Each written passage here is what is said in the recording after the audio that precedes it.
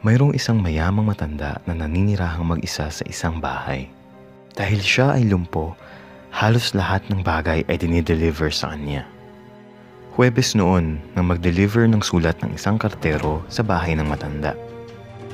Napansin niyang bukas ang pintuan kaya't sinilip niya ito. Laking gulat niya nang makitang naliligo sa sariling dugo ang matanda. Agad na dumating ang mga pulis para mag-imbestiga. Napansin nila ang 2 bote ng gatas sa harap ng bahay. Ang diaryo noong Lunes, mga flyer at catalog, at isang hindi pa nabubuksang sulat. Ayon sa pulis, isa sa mga naghatid nito ang pumatay sa matanda. Sino kaya ang hinala nila? I-pause muna ang video at i-comment ang iyong sagot sa baba. Handa ka na ba?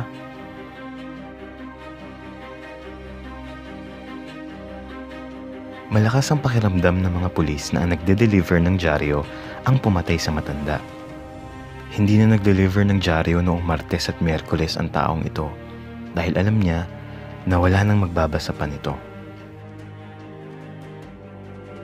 Nahirapan ka bang hulaan kung sino ang pumatay sa kanya? Huwag kalimutang i-share ang video at mag-subscribe sa aming channel.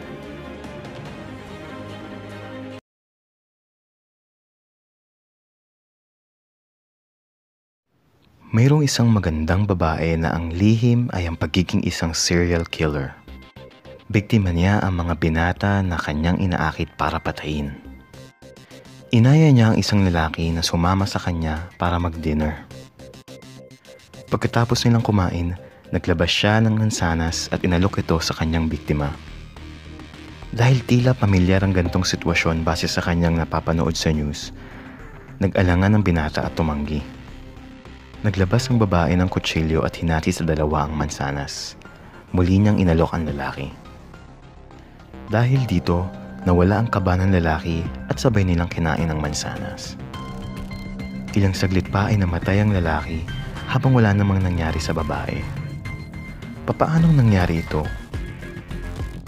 I-pause muna ang video at i-comment ang iyong sagot sa baba. Handa ka na ba?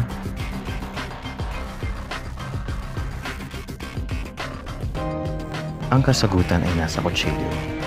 Pinahira ng serial killer ang isang gilid nito ng lason dahilan para malagyan nito ang mansanas na kinain ng lalaki.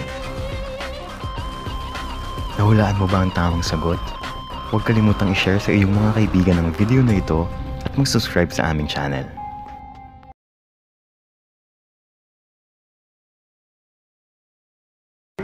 Si Ginoong Pacquiao ay naninirahang mag-isa sa isang malayong isla.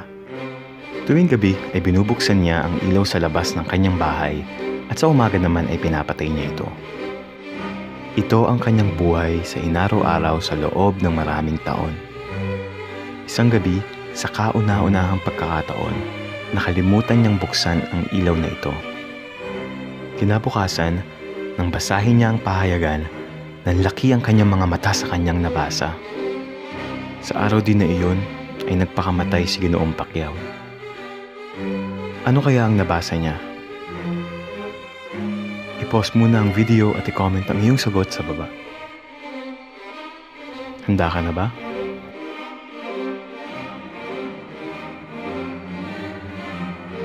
Si Ginoong Pacquiao ang nangangasiwa sa isang parola. Trabaho niyang buksan ang ilaw tuwing gabi at patayin sa umaga. Dahil nakalimutan niyang buksan ito isang gabi, naging sanhi ito ng paglubog ng isang barko na siya niyang nabasa sa dyaryo.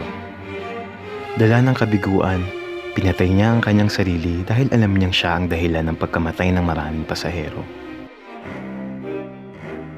Kinilabutan ka ba sa palaisipang ito?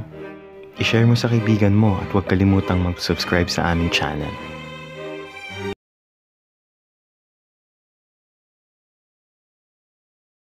Sa ika-25 palapag, naglilinis ng bintana ang isang window cleaner. Sa hindi inaasahang pangyayari, siya ay nadulas at nahulog sa kanyang tinutuntungan. Walang anumang uri ng pansalo o tali sa katawan ang lalaki. Ngunit sa kabutihang palad, siya ay buhay at tila walang anumang uri ng galos o bali ng buto. Paano ito naging posible? I-pause muna ang video at i-comment ang iyong sagot sa baba. Handa ka na pa?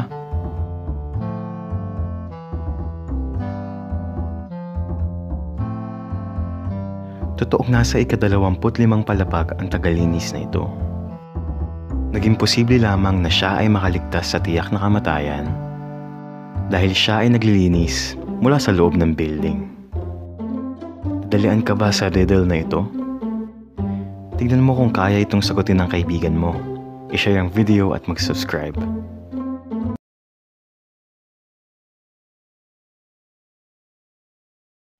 Ngayon ang unang araw ng klase.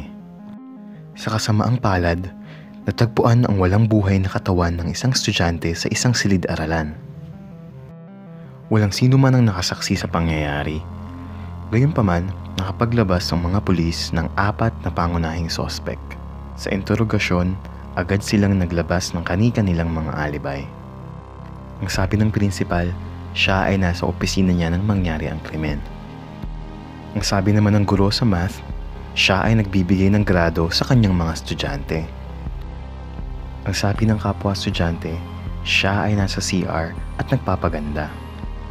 At ang janitor, siya ay naglilinis ng covered court ng mga oras na iyon. Base sa kanilang mga salaysay, sino sa kanila ang pumatay sa estudyante?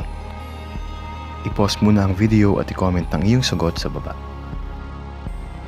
Handa ka na ba?